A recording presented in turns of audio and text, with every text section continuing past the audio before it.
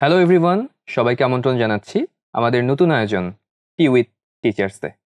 আজকে প্রথম এপিসোড এবং আমাদের সাথে আছে আমাদের সবার প্রিয় মুখ, আমাদের প্রিয় সিফাত ভাইয়া। ভাই, আপনাকে ওয়েলকাম জানাচ্ছি আমাদের আজকের এপিসোডে। থ্যাংক ইউ সো মাচ বাবলা। আসলেও it's a great honour and pleasure এখানে আসাটা। তো ভাইয়া, আজকে আপনার সম্পর্কে অনেক কিছু জানবো, শুনবো। তো মেইনলি দর্শকদের উদ্দেশ্যে যেটা বলতে চাই, আমাদের যে টিচারদের ক্লাস আমরা রেগুলার অনলাইনে বা অফলাইনে করি, মানে সেই মানুষগুলো আসলে ব্যক্তি জীবনে কেমন, তারা আসলে কতটা গুরুগম্ভীর নাকি রসিক, সেটা জানার জন্য এবং তাদের ব্যক্তিগত জীবনটা ঠিক কেমন এবং তাদের জীবনের মজার মজার ঘটনাগুলো এবং ক্লাস নেওয়ার সময় যেই সুন্দর এক্সপিরিয়েন্সগুলো তারা ফেস করে, সেটা জানার জন্য আমাদের এই বিশেষ আয়োজন। তাহলে আর সময় ক্ষেপণ না করে সরাসরি চলে যাচ্ছি আমাদের মূল পর্বে। তো প্রথম অংশের নাম get to know your teacher.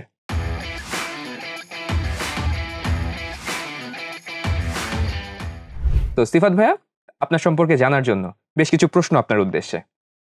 যে আপনার সোফার আজ পর্যন্ত আপনি দীর্ঘদিন ধরে ক্লাস নিয়েছেন, উদ্ভাসের সাথে আপনার পথ চলাটা লম্বা সময়। তো ব্যক্তিগত জীবনে আপনি যেই সিফাত বিন আজাদ এবং উদ্ভাসের শিক্ষক হিসেবে আপনি যেই সিফাত বিন আজাদ, দুইটা ক্যারেক্টার কি সেম নাকি দুটোর ভিতরে পার্থক্য আছে? পার্থক্য থাকলে ঠিক সেটা কতটুকু? আচ্ছা, প্রথমে খুব কঠিন প্রশ্ন।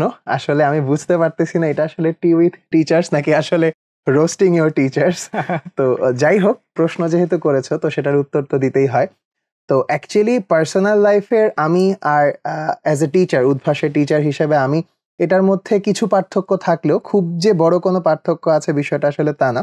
কেননা আসলে বাই ফার যেটা জানো যে আমি আসলে ফ্যামিলির অনেক দায়িত্বই আসলে আলটিমেটলি আমার হ্যান্ডেল করতে হয়। তো সেইটার দায়িত্ব পালনের সময় যেই আসলে রেসপন্সিবিলিটির যে কোয়েশ্চেনটা চলে আসে, স্টুডেন্টদেরকে পড়াতে যে আমার কাছেও সর্বপ্রথম যেই বিষয়টা সবার আগে আমাকে হিট করে, সেটা হচ্ছে স্টুডেন্টদের প্রতি যে আমাদের টিচার হিসেবে যে রেসপন্সিবিলিটিটা থাকে।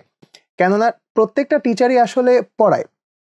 পড়ায় আসলে পড়ানোর কোয়ালিটি হয়তো একেকজনের একেক রকম, পড়ানোর সিস্টেম হয়তো একেকজনের একেক রকম। কিন্তু at the end of the day as a teacher যখন আমরা সবথেকে বড় একটা গুণাবলী চিন্তা করি একজন টিচারের আসলে কি হওয়া উচিত, সেই ক্ষেত্রে আমার কাছে প্রথম মানে পার্সোনালি আমার কাছে মনে হয় রেসপন্সিবিলিটির ব্যাপারটা সবার আগেই চলে আসে। তো সেটার আলোকেই যদি আমি বলি যে আসলে ফ্যামিলি লাইফে আমি যেমন আমার ফুল ফ্যামিলির মানে আমার বাবা-মা থেকে শুরু করে আমার নিজের পরিবার থেকে শুরু করে সবকিছুর দায়িত্ব যেভাবে পালন করি, স্টুডেন্টদের ক্ষেত্রেও আসলে ওরা যেন ওদের বেস্ট সার্ভিসটা আমার কাছ থেকে পায় বা আমাদের কাছ থেকে পায়, এবং একই সাথে আসলে দিন শেষে ওরা যেন এটা নিজেদের লাইফে ইমপ্লিমেন্ট করতে পারে, সেই দায়িত্ববোধটুকু থেকে আমি সবসময় দেওয়ার চেষ্টা করি। সো আমি এটার উত্তর এভাবেই বলতে চাই যে কিছু পার্থক্য থাকলে at the end of the day দুই সিফাত কি আসলে তুমি একই পাল্লায় মাপতে পারবা? ভাইয়া বরাবরের মতোই আসলে বেশ ডিপ্লোম্যাটিক অ্যান্সার করেছেন। আচ্ছা, না একদমই না, একদমই না। যে দুই সিফাতের ভেতরে পার্থক্য আছে আপনি বলেছেন, কিন্তু আচ্ছা, আপনি তুলে ধরেছেন আসলে সিমিলারিটিসটা, ওকে, পার্থক্যটা আপনি বলেন নাই। ওকে ভাইয়া, আপনার সাথে অন্য কোনো এপিসোডে আপনাকে আরো ভালো মতো ধরা আচ্ছা হবে ঠিক এটা আছে, নিয়ে। ইনশাআল্লাহ সমস্যা নেই। এরপরে তোমার সাথে যেদিন কথা হবে সেই দিনে না হয় এই বিষয়ে আলোচনা করব। I am the host. Okay, no problem. একদিন না হয় তোমাকে আমরা গেস্ট বানাবো। Okay, looking forward to that. Next ইনশাআল্লাহ। প্রশ্ন ভাই জি। আপনার কাছে। এই যে উদ্ভাসে আপনি দীর্ঘ সময় ধরে পড়াচ্ছেন, আমি ভুল না করলে ৮-১০ বছরের মতো আপনার প্রায় টিচিং এক্সপেরিয়েন্স। তো এই দীর্ঘ সময়ের ভেতরে নিশ্চয়ই কোনো না কোনো ঘটনা ঘটেছে যেটা এখনো মনে দাগ কেটে আছে, স্মরণীয় ঘটনা বা ভুলে যাওয়ার মতো ঘটনা বা খুব ফানি কোনো ইনসিডেন্ট, এরকম একটা ঘটনা যদি আমাদের সাথে শেয়ার করেন। ওকে, আচ্ছা, এই কোয়েশ্চেনটার অ্যান্সার দিতে গেলে আসলে অনেক স্মৃতি চলে আসে। কেননা অ্যাজ ইউ সেইড যে পথ চলাটা আসলে অনেক লম্বা। তো এর মধ্যে অনেক ফানি ঘটনা ঘটেছে, অনেক ইন্টারেস্টিং কিছু ঘটেছে। ভুলে যাওয়ার মতন স্মৃতি আসলে খুব বেশি নাই। তবে অবশ্যই কিছু স্মৃতি তো অবশ্যই থাকে যেটা আসলে মানুষ মনে করতে চায় না। বাট সবকিছুর সমন্বয় করে আমি স্পেসিফিক্যালি একটা ঘটনা যেটা এখনো মানে আমার এই পুরা উদ্ভাস জার্নিটায় যেই জায়গাটাকে আমি হচ্ছে বারবার করে মনে করি এবং মনে করলে আল্টিমেটলি আমার কাছে খুবই ভালো লাগে, এরকম একটা এক্সপেরিয়েন্সই আসলে মূলত আমি আজকে শেয়ার করতে চাই। খুব কম মানুষই জানে যদিও বিষয়টা, বাট তারপরেও মানে এইটা আমার one of the proud moments. তো গত বছরের আগের বছরের ঘটনা। আমি হচ্ছে এরকম আমার দাঁতে কিছুদিন ধরেই ব্যথা হচ্ছিল। তো সেটার সুবাদে আমি হচ্ছে একটা আসলে মূলত ডেন্টিস্ট দেখিয়েছিলাম। তো ডেন্টিস্ট অ্যাপয়েন্টমেন্ট নেয়ার পর যখন হচ্ছে ডেন্টিস্টের যিনি হচ্ছে সহকারী ছিলেন তিনি আমাকে কিছু বললেন যে এরকম এরকম এই এক্স রে করতে হবে, এবং সেটার ফলশ্রুতিতে আমি এক্স রে করে তারপরে যখন ডক্টরের চেম্বারে যাই, তো ডক্টরের চেম্বারে যে ডক্টরকে স্বাভাবিকভাবে আমি চিনতে পারি নাই, কারণ এমনিতেও তো হচ্ছে করোনা পরবর্তী সময় ডক্টররা মাস্ক অনেক বেশি ব্যবহার করেন। তো ডেন্টিস্টের মুখে বোধহয় ৩-৪টা মাস্ক ছিল, এরকম একটা বিষয়। তো পরবর্তীতে আমি যখন ডেন্টিস্ট চেয়ারে মানে শুয়ে পড়লাম, আধা শোয়া হয়ে আমি যখন মানে মুখ ওপেন করেছি যে আমার মানে দাঁতের কি সমস্যা আছে এটা ডক্টর দেখবেন। তো ডক্টর আমাকে চেক করা শুরু করে নিয়ে হঠাৎ করে আমাকে বলতেছে যে, "আপনি একটু উঠে বসেন।" তো আমি তো একটু মানে ১ম এই একটু আশ্চর্য হইছি যে মানে কেন? কি সমস্যাই বা হলো? তো যাই হোক, উঠে বসার সাথে, সাথে উনি আমাকে জিজ্ঞাসা করতেছে যে, "আচ্ছা আপনার নাম কি সিফাত?" তো আমি তো মনে, মনে ভাবতেছি আচ্ছা প্রেসক্রিপশনে তো লিখা থাকারই কথা। তো সেই প্রেক্ষিতে আমি ভাবছি যে হ্যাঁ, ঠিক আছে। হ্যাঁ, জি বললাম যে, "হ্যাঁ, জি আমার নাম সিফাত।" নেক্সট প্রশ্নটাই ছিল যে, "আচ্ছা আপনি কি উন্মেষের টিচার?" তো আমি একেবারে হচ্ছে একটু ধাক্কা খেয়েছি যে, এটা কেন জিজ্ঞাসা করলো এত কোয়েশ্চেন থাকতে। তো পরে সে হচ্ছে হঠাৎ করেই আমাকে পরবর্তীতে পরিচয় দিল যে সে কোনো এক সময় আমার কাছে মানে আমরা যখন এই যে ক্লাসগুলো নেই মানে পুরো বাংলাদেশ ঘুরে, ঘুরে, তো সে আমাদেরই কোনো একটা ব্রাঞ্চের স্টুডেন্ট ছিল এবং সে আমাদের স্টুডেন্ট ছিল। আমার কাছে সে ক্লাস করেছে এবং পরবর্তীতে মানে সেই দিন যে তার সাথে পরিচয়, তো তার সাথে আমার রুট ক্যানাল পারপাসে দেখা গেছে দীর্ঘ একটা সময় আ মানে দেখা করতে হয়েছে। বেশ কয়েকটা সেশন আমাদের নিতে হয়েছিল। তো স্টিল আমি হচ্ছে মূলত বলতে পারো যে আমি চেষ্টা করেও আসলে আ তাকে কোনো পেমেন্ট করতে পারি নাই, এবং সে হচ্ছে মানে তার ক্ষেত্রেও সে বলে যে এটা ছিল তার লাইফের মানে সবথেকে প্রাউড মোমেন্ট যে যেই ভাইয়ার কাছে পড়াশোনা করেছে সে করে আজকে সে ডক্টর হয়েছে এবং পরবর্তীতে সেই টিচারকেই যখন সে ট্রিটমেন্ট দিচ্ছে, it was really a proud moment for her. তো এটা যখন চিন্তা করি তখন আসলে সবথেকে ভালো লাগাটা অটোমেটিক্যালি ভিতর থেকে চলে আসে যে অ্যাকচুয়ালি আমরা তো সেই দিনটারই স্বপ্ন দেখি না যখন আসলে আমাদের স্টুডেন্টরা আমাদের থেকে যতটুকুই গ্রহণ করুক না কেন, পরবর্তীতে তারা যখন সফলতায় পৌঁছে যায় এবং তাদেরকে সফল হতে চোখ দিয়ে দেখি, তখনকার যে ভালো লাগাটা এটা তো আমার মনে হয় না কোনো টিচার ডিসএগ্রি করবে যে এর থেকে ভালো লাগার মোমেন্ট হয়তো লাইফে খুব কমই আসে। আই গেস তোমার ক্ষেত্রে এরকম অনেকবারই হয়তো হয়েছে। So yes, that was really fun and also a proud moment, and definitely এটা হয়তো সারা জীবন মনে রাখার মতন একটা ঘটনা। চমৎকার! ভাইয়া নেক্সট প্রশ্নে চলে যেতে চাই যে উদ্ভাসের তো অসংখ্য ব্রাঞ্চ, শখানেকের মতো ব্রাঞ্চ এখন অপারেশনাল, আরো এক্সপেনশন চলছে আমাদের। অবশ্যই। ঘুরে ফিরে তো আপনি ঢাকার ভেতরে বাইরে অনেক জায়গাতেই ক্লাস হ্যাঁ, নিয়েছেন। আলহামদুলিল্লাহ। এখন আপনার নেয়া ক্লাসগুলোর ভেতরে কোন ব্রাঞ্চটা আপনার কাছে সবচেয়ে বেশি ভালো লেগেছে বা আপনার পছন্দের ব্রাঞ্চ কোনটা? আচ্ছা, আবারও কঠিন প্রশ্ন। পরে দেখা যাবে হচ্ছে যেই ব্রাঞ্চ গুলোর নাম আসবে না তারা হয়তো দেখা যাবে যে এটাকে অন্যভাবে নিতে পারে।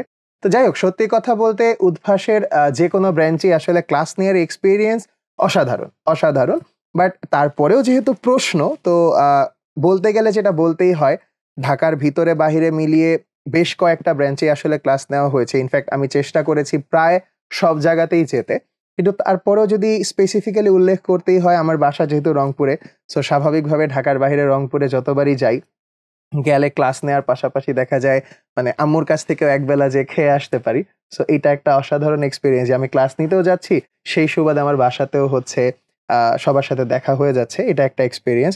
ঢাকার ভিতরেও মোটামুটি বেশ কয়েকটা ব্রাঞ্চের কথা আসলে চলে আসে ঘুরে ফিরে। যেমন আমি যদি এমনিতে আমাদের ফার্মগেট ব্রাঞ্চের কথা বলি, এছাড়াও সায়েন্স ল্যাব ব্রাঞ্চের কথা যদি বলি, তারপরে আমার নিজের নানা বাড়ি যে ওই পাশে খিলগাঁও, ওই পাশের ক্লাসের কথা আমার মানে যখনই যাই তখনই ভালো লাগে। বিকজ আমার অ্যাডমিশন সময়টায় আমি আসলে খিলগাঁওয়ের ওই রাস্তাগুলো দিয়ে হাঁটাহাঁটি করতাম। ওই দিক দিয়ে আমি মানে আমি তখন আমি নিজেও উদ্ভাসের স্টুডেন্ট ছিলাম যদিও। তো ওই রাস্তা দিয়ে উদ্ভাসের কোচিং এ আসতাম এবং একটা পর্যায়ে তো ধরো এখন যখন ক্লাস নিতে যাই ওইটা একটা ভালো এক্সপেরিয়েন্স দেয়। আর এছাড়া ঢাকার বাহিরে যদি আমি আসলে আমাকে দেখেই বোধহয় বোঝা যায় যে আমি অনেক ভোজন রসিক মানুষ। সো আল্টিমেটলি কয়েকটা জায়গার কথা আমি ঢাকার বাহিরে আরো উল্লেখ করতে চাই, যেমন সাতক্ষীরা। কারণ গেলেই হচ্ছে চিংড়ি মাছ আমার খুব পছন্দের একটা খাবার। তো ন্যাচারালি ওইটা আলাদাভাবে স্পেসিফিক্যালি খাওয়ার একটা সুযোগ হয়। আবার হচ্ছে চাঁদপুরে গেলে তো ইলিশ মাছ খাওয়া হয়। সো এরকমভাবে বেশ কিছু ব্রাঞ্চ আসলে স্মৃতির জায়গাটা জড়িয়ে আছে। আবার যখন আমি এই খাওয়া-দাওয়ার বিষয় থেকে বের হয়ে এসে এক্সপেরিয়েন্স এর কথা যদি বলো যে রিসেন্টলি উদ্ভাস ভোলায় একটা ব্রাঞ্চ ওপেন করেছে।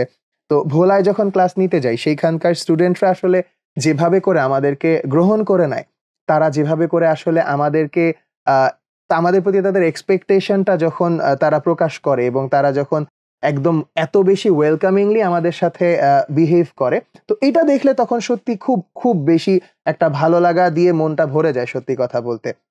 তো এই তো। আর এছাড়া আসলে দেখা যাচ্ছে যে ব্রাঞ্চ তো অনেক, নাম নিতে গেলে শেষ হবে না, বাট তারপরও এই তো এই কয়টা ব্রাঞ্চের কথা স্পেসিফিক্যালি মানে মনের ভিতরে এই জায়গাগুলোর নাম শুনলেই কোনো না কোনো স্মৃতি ভেসে ওঠে, সেখান থেকেই হয়তো নামগুলো চলে আসলো। ইনশাল্লাহ এরপরে কোনো একটা এপিসোডে বাকি ব্রাঞ্চগুলোর কথাও চলে আসবে। ভাইয়ার কাছে জিজ্ঞেস করেছিলাম ভাইয়ার প্রিয় ব্রাঞ্চ কোনটা, ভাইয়া অনেকগুলো ব্রাঞ্চের রিভিউ দিয়ে ফেলেছে। এগেইন আ ডিপ্লোম্যাটিক অ্যান্সার না ফ্রম না না, সিফাত ভাই একদমই না, অ্যাজ ইউজুয়াল। একদমই না। ওকে, এটা তো আসলে একটা তো বলা যাবে না, একটা তো আসলে না, অনেকগুলোই। আচ্ছা, তার মানে বুঝতে পারলাম যে অনেস্টলি ভাইয়ার প্রিয় ব্রাঞ্চ আসলে একটা না, মাল্টিপল ব্রাঞ্চেস এক্স্যাক্টলি, ভাইয়ার ফেভারিট। এক্স্যাক্টলি। চমৎকার ভাইয়া। এই রাউন্ডের বা এই সেগমেন্টের আপনার কাছে শেষ প্রশ্ন, যে আপনি ইংলিশে কম বেশি সব টপিকই ভালো পড়ান, ধরে নিচ্ছি তর্কের খাতিরে। আচ্ছা, তর্কের খাতিরে, ওকে। তারপরও মানুষের একটা এক্সপার্ট জোন থাকে যে এইটা পড়াইতে আমি খুব বেশি কমফোর্টেবল। সো গ্রামার বা টেক্সট যে কোনো জায়গা থেকে আপনি যা ক্লাস নেন এর ভিতরে কোন টপিক পড়াতে আপনার সবচেয়ে বেশি ভালো লাগে বা আপনার মনে হয় আপনি ডেলিভার করতে অনেক কমফোর্টেবল? ওকে, এই ক্ষেত্রে যদি আমি জিজ্ঞাসা করই বা প্রশ্নটা যেহেতু চলেই আসছে, সেই চিন্তা থেকে আমি যদি বলি আমার কমফোর্ট জোন কিংবা আমার আসলে পড়াতে খুবই ভালো লাগে ভার্ব টপিকটা।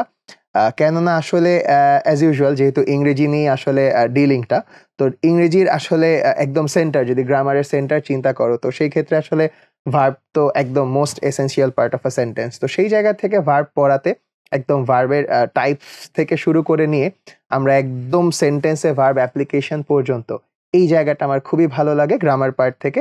আর টেক্সটের কথা যদি বলো, সেই ক্ষেত্রে আমরা অনেক ক্ষেত্রেই যেটা পাই যে টেক্সট থেকে গ্রামারটা, কেননা অ্যাজ এন ইংলিশ টিচার যে জিনিসটা আমি হচ্ছে ফিল করেছি দীর্ঘদিনের এক্সপিরিয়েন্স থেকেই বলো বা যতটুকুই আসলে রিসার্চ হয়েছে এইটুকু সময়ের মধ্যে, সেখান থেকে যে আমরা আসলে গ্রামার তো শিখি, গ্রামার শেখার পর গ্রামার অ্যাপ্লিকেশনের সব থেকে বড় ওয়েটা কিন্তু, সব থেকে সুন্দর ওয়ে কিন্তু হয় যখন আমরা আমাদের টেক্সট বুকের লাইন থেকে প্যাসেজ শুধু মিনিং শেখার জন্য না পড়ে, প্যাসেজ থেকে যখন আমরা গ্রামারগুলোকে কানেক্ট করে পড়ি, তখন যে একটা আমাদের সেন্স গ্রো করে, দেন উই ক্যান ফিল যে ইংলিশ গ্রামার আসলে মুখস্থের কিছু না, রাদার এইটাও কিন্তু মানে we can feel the grammar যে আসলে কিভাবে হলো। অর্থাৎ রাইট ফর্ম অফ ভার্ব আমি রুল তো শিখলাম, এবার আমি বইতে এসে অ্যাপ্লিকেশন দেখলাম যে না, এখানে কেন এটার পরে এটা হলো বা ওইটার পরে এটা কেন হলো না। সো ইয়েস, অফকোর্স সেটাও আমার জন্য পড়াতে খুবই ভালো লাগে। থ্যাংক ইউ ভাইয়া। এর মধ্য দিয়ে আমাদের প্রথম সেগমেন্ট ডান। আমরা চলে যাব আমাদের দ্বিতীয় সেগমেন্টে, খুবই মজার সেগমেন্ট, র্যাপিড ফায়ার রাউন্ড।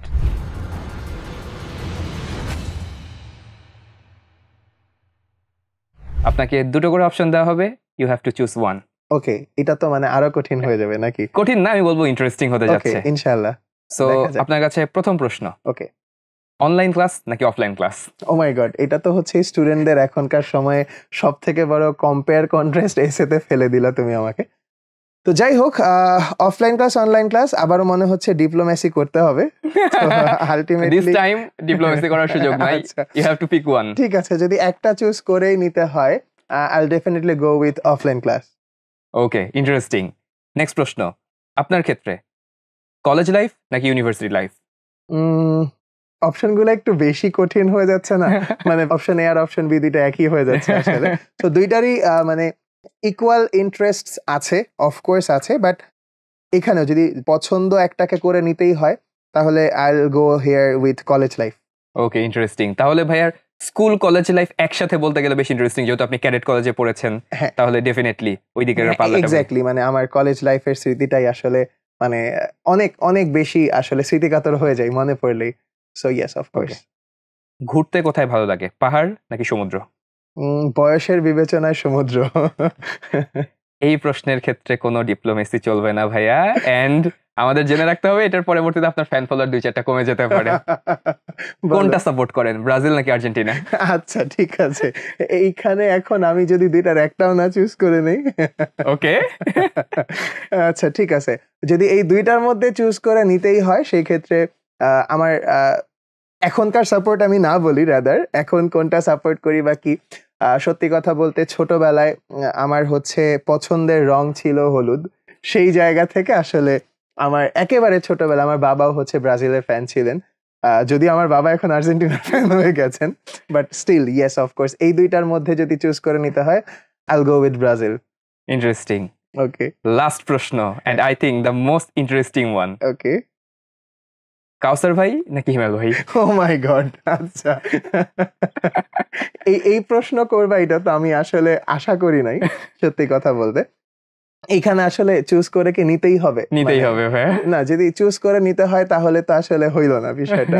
কিভাবে হবে এটা? এটা তো আসলে আমি যদি I'll go with বাবলা ভাই। ঠিক আছে, এই বিষয়টার ক্ষেত্রে আমরা একটু সিফাত ভাইকে ছাড় দিলাম। ওকে, এর মাধ্যমে আমাদের র্যাপিড ফায়ার রাউন্ডটা শেষ হলো। আমরা চলে যাচ্ছি আমাদের তৃতীয় এবং সর্বশেষ রাউন্ডে। আমাদের রাউন্ডের নাম রিউমার স্ক্যান।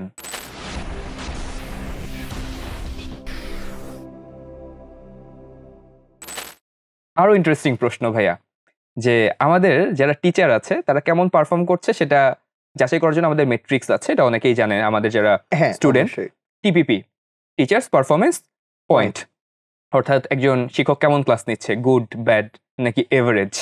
মাঝখানে অনলাইনে কিছুদিন আমাদের ভেরি গুড পর্যন্ত অপশন ছিল, বাট ইন জেনারেলি আমাদের গুড, ব্যাড অর এভারেজ, যেটার ভিত্তিতে আমরা প্রিলিমিনারি দেখি যে একজন টিচারের পারফরমেন্সটা আসলে কেমন। এক্স্যাক্টলি। এন্ড আমরা রেগুলারলি আমাদের অথরিটি এটা মনিটর করে যে টিচার কেমন করছে না করছে। সো এরকম একটা রিউমার আমাদের কানে আছে, ক্লাসে আপনি বেশি টিপিপি পাওয়ার জন্য ক্লাসে নাকি মাঝে মধ্যে গান পরিবেশন করেন বা ক্লাসে জোক শুনান। আসলে এই রিউমারটা কতটুকু সত্য? বাবলা দাঁড়াও, চা খেয়ে নেই। আচ্ছা, প্রথম কথা, আই রিয়েলি উইশ যে এরকম করতে পারতাম। আচ্ছা, তো এখন সত্যি কথা বলতে বাবলা, আমাদের ক্লাসের লেকচার ডিস্ট্রিবিউশন গুলো এমন ভাবে থাকে, তুমি যেহেতু আমাদের টিচার্স অবশ্যই তুমি এটা আমার থেকে আরো হয়তো ভালো জানো। সত্যি কথা বলতে ক্লাসে কন্টেন্ট পড়ায় শেষ করা যায় না, এরকম রিউমার বেবি আমার নামে আরো বেশি আসে যে ভাইয়া হচ্ছে নর্মাল ক্লাস টাইমের থেকেও বেশি টাইম নিয়ে ফেলেছেন অনেক ক্ষেত্রেই ক্লাস নিতে গিয়ে। তো সেই ক্ষেত্রে আসলে এই ধরনের গান শোনানোর সময় মনে হয় আসলে থাকে না। আর তাছাড়াও আমি যদি এই ভয়েস নিয়ে আসলে গান গাই তাইলে আসলে কেমন শোনায় সত্যি কথা বলতে। তো এই রিউমারটা আসলে ফলস রিউমার। ইনফ্যাক্ট রিউমারস আর ফলস, রাইট? ওকে, আমাদের নেক্সট এবং লাস্ট প্রশ্ন। এই রিউমারটা আমি ক্লাস নিতে যে অনেক শুনেছি, বিভিন্ন পোস্টগুলোর কমেন্ট সেকশন দেখেছি, অনলাইন ক্লাসগুলোতে লাইভ কোয়েশ্চেন পাওয়া যায়। আমি কোয়াইট শিওর আপনিও পেয়েছেন যে উদ্ভাসের ভাইয়া আপুদের লাইফটা মনে হয় খুব বিন্দাস একটা লাইফ, প্রচুর চিল করার তারা সুযোগ পায়, তাদের জীবনটা মনে হয় একদম ড্রিমি একটা লাইফ। অ্যাজ আ উদ্ভাসের টিচার, লাইফটা কি আসলেও মানে স্মুথ কিনা? স্মুথ হওয়ার থেকেও বড় কথা, এখানে আসলে আপনার জন্য রিল্যাক্স করার বা আসলে চিল করার সুযোগ কতটুকু থাকে? ওকে, সো এই কোয়েশ্চেনের উত্তর দিতে গেলে একটু লম্বা সময় নিয়ে ফেলতে হবে। সত্যি কথা বলতে টিচার প্রফেশনটাই এমন একটা প্রফেশন যেখানে আসলে মানে ভালো লাগার এক্সপিরিয়েন্স একটাই, সেটা হচ্ছে স্টুডেন্টদের success. Apart from this, as a উদ্ভাসের teacher, to be very honest, আমি যদি বলি যে এই লাইফটা স্ট্রেস ফ্রি কিনা বা এই লাইফটা বিন্দাস এবং চিল কিনা, সেটার অ্যান্সার দিতে গেলে যেটা আসলে সবার আগে চলে আসে যে আমাদের আসলে রিল্যাক্সের টাইম কতটুকু থাকে। অ্যাজ এ টিচার তুমিও দীর্ঘদিন থেকে উদ্ভাসে ক্লাস নিচ্ছ, তো এই সব কিছুর বিচারে যখন প্রথম ব্যাপারটা চিন্তা করি যে আমাদের শিডিউলগুলো আসলে কেমন হয়, ন্যাচারালি দেখা যায় উদ্ভাসে প্রথম ক্লাসটা হয় একদম সকালে 7টা কিংবা 7:30টায়। তো 7টা 7:30টায় হলে একটা টিচারকে আসলে ঢাকায় কিংবা ঢাকার বাহিরে যদি ক্লাস নেওয়ার কথা হয়, ঢাকায় হলেও টিচারকে কিন্তু অ্যাটলিস্ট সকাল 6টায় কিন্তু উঠতেই হয়। আর ঢাকার বাহিরে হলে দেখা যায় আগের সারাটা রাতই হচ্ছে জার্নিতে চলে যায়। এবং বাস থেকে নেমে ডিরেক্ট ক্লাসে ঢুকে যেতে হয়। এক্স্যাক্টলি, অনেক এরকম হয়েছে যে সকাল 7:30টায় ক্লাস, হয়তো বাস থেকে নামাই হয়েছে 7টায় কিংবা ইভেন 7:15তে নেমেও 7:30টার ক্লাসে ঢুকতে হয়েছে। এরকম এক্সপিরিয়েন্স আমাদের অলমোস্ট সবার সাথেই হয়েছে। তো এই ক্ষেত্রে তো ধরো সকালের ক্লাসের আগের রাতের জার্নিটার কথা বললাম, এছাড়া যখন তুমি এমনিতে 2টা ক্লাসের মাঝখানে গ্যাপ চিন্তা করো, it's hardly half an hour gap, একটুখানি রেস্ট করে এর মধ্যে আবার খাওয়া দাওয়া সেরে যখন সারাদিন আসলে 3টা বা 4টা ক্লাস শেষ হয় সন্ধ্যাবেলা, পরের দিন কিন্তু অন্য কোনো একটা জায়গায় হয়তো সকাল 7টায় ক্লাস থাকে। তো সেইটার জন্য কিন্তু আবার নিজেকে প্রিপেয়ার করে ফেলতে হয় যে না আচ্ছা, পরের দিনের জন্য যদি জার্নি করতে হয় জার্নিটা কিভাবে করব, অর্থাৎ পরের দিনের জন্য রাতের বাস হোক বা তখন ইমিডিয়েটলি কোনো হচ্ছে ট্রান্সপোর্ট ইউজ করে যদি সেই ব্রাঞ্চে চলে যাওয়ার হয়। এছাড়াও আসলে স্টুডেন্টদের জন্য তো আসলে আমাদের ক্লাসই সব না। ক্লাসের পাশাপাশি আসলে ম্যাটেরিয়ালস প্রিপেয়ার করা থেকে শুরু করে ওদের যে বিভিন্ন এক্সামগুলো হচ্ছে এই এক্সাম কোয়েশ্চেন সেট করা। তো এমন অনেকবার হয়েছে বাবলা, আমি এই এক্সপেরিয়েন্সগুলো আসলে at the end of the day বারবার করে মনে পড়ে যে সারাদিন ক্লাস নিয়েছি সন্ধ্যা 6:30 7টা পর্যন্ত। ক্লাস নিয়ে রাতের বেলা যখন রেস্ট করার কথা তখন অফিস থেকে ফোন দিয়ে বলেছে, ভাইয়া এই উইকের কোয়েশ্চেনটা কিন্তু এখনো করা হয় নাই, প্লিজ একটু কোয়েশ্চেনটা করে দেন। তখন হয়তো দেখা যায় রাত। আবার এমনও হয় যে আপনি রেস্ট করছেন এর মাঝখানে না, আপনি এক জায়গা থেকে এক জায়গায় ট্রাভেল করছেন বাসে, হ্যাঁ, বাসের মধ্যে এক্স্যাক্টলি আপনার প্রশ্ন করতে করতে যেতে হচ্ছে বা কোনো একটা ম্যাটেরিয়ালস চেক করতে হচ্ছে। একদম মানে এইটা তো খুবই কমন। ওইটাই বললাম যে ক্লাস শেষ করে রেস্টের যে আওয়ারটা সেই আওয়ারটাতেও দেখা যাচ্ছে যে হয়তো কোয়েশ্চেন প্রিপারেশন কিংবা ম্যাটেরিয়ালস চেক এই অনেক ধরনের কাজগুলো কিন্তু হচ্ছে করে ফেলতে হয়। তো এইভাবে করে একটা অ্যাডমিশন সিজন স্পেসিফিক্যালি চিল করার টাইম বলতে আসলে টাইমই থাকে না, সেখানে চিল করাটা আসলে বলা বাহুল্য। তো এছাড়াও তবে হ্যাঁ কিছু কিছু ক্ষেত্রে অবশ্যই একটা ব্রাঞ্চে কোথাও ক্লাস নিতে গেলে যদি হ্যাঁ ক্লাস কিছুটা হয়তো 2 দিন বা 3 দিনের জন্য ক্লাস নিতে যাওয়া হয়, সেই ক্ষেত্রে হয়তো হ্যাঁ একদিন ক্লাস শেষ করে সেই দিনটা হয়তো একটু আশেপাশে ঘোরার একটা সুযোগ থাকে, তখন আসলে অবশ্যই এর ভালো সাথে লাগে। একটা সম্পূরক প্রশ্ন হ্যাঁ যে অ্যাডমিশন সিজনে তো আসলে উদ্ভাসের যারা শিক্ষক বেশিরভাগে আসলে মানে নিঃশ্বাস নেওয়ার মতো সময় থাকে না, একদমই বিশেষ না। করে যাদেরকে অনলাইনে দেখা যায় হুম, ভাইয়াদেরকে এমন হয় সারাদিন সকাল থেকে সন্ধ্যা পর্যন্ত অফলাইন ক্লাস নিয়ে এসে এরপর স্টুডিওতে ঢুকে যেতে একদম হয়, ক্লাস অবশ্যই, নিতে হয়। এটা তো কমন কেস। হ্যাঁ কিন্তু এর পাশাপাশি স্টুডেন্টরা মনে করে যে অ্যাডমিশন সিজন তো 3 থেকে 4 মাস, হয়তো ভাইরা 3-4 মাস পরিশ্রম করে বাকি 6 থেকে 7 মাস আসলে শুয়ে বসেই কাটায়। আচ্ছা এই বিষয়টা আসলে সত্য কিনা? আচ্ছা, এইটার অ্যান্সার তো অলরেডি বোধহয় আমি দিয়েই ফেলেছি যে ওদের জন্য অ্যাডমিশন সিজন হচ্ছে 4 মাস, 3 থেকে 4 মাস। কিন্তু সত্যি কথা বলতে আমাদের জন্য 12 মাস। আমাদের জন্য 12 মাস। কেননা ওদেরকে যে বইগুলো আমরা উদ্ভাস থেকে দিয়ে থাকি এই বই প্রিপারেশন তো আসলে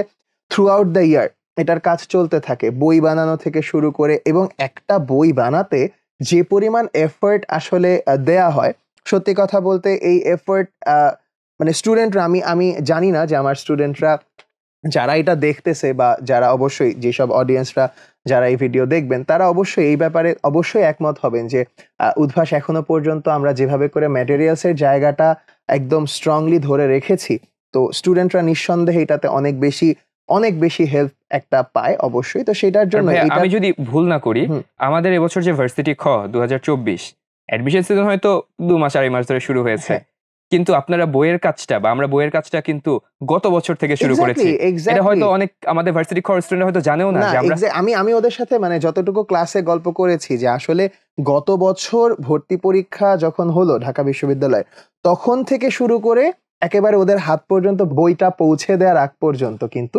আমরা মানে দিন রাত আসলে এই পরিশ্রমটা করেছি। তো অবশ্যই এটা অনেক বড় একটা ব্যাপার।